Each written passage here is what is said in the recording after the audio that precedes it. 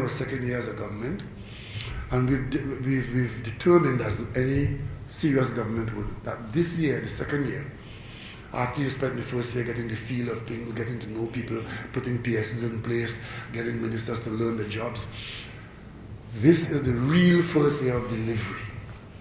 And this retreat of these 2 days is about our development program.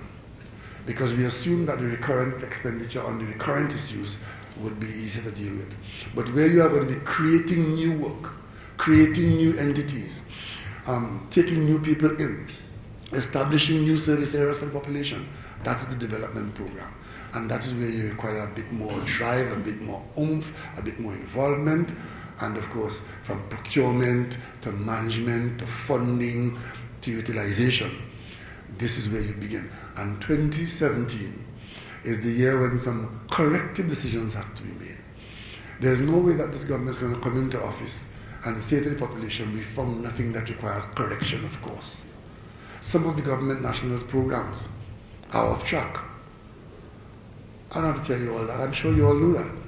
Some of the national programs have lost their way, either deliberately, incidentally, corruptly, or just by being outdated. So there's a requirement for this government to look at whatever is so designated and do some course correction. Most time that course correction is not without pain and inconvenience. But whatever you would have done ought to leave us in a better place. So there are some government policy changes to be made. And some of them will be made, or most of them will be made in 2017.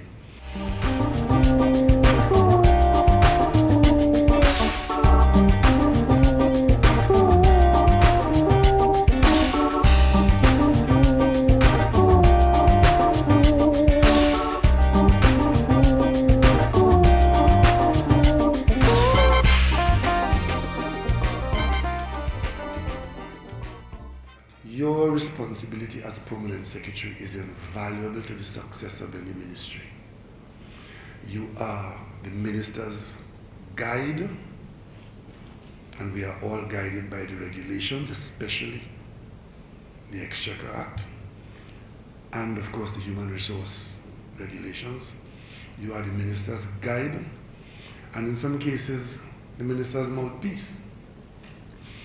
And permanent secretaries are required to look after the ministers, as ministers are required to look after the permanent secretaries, because it's teamwork. If the minister and the permanent secretary is not getting along, not seeing eye to eye, and can't stand one another, the ministry will not function properly.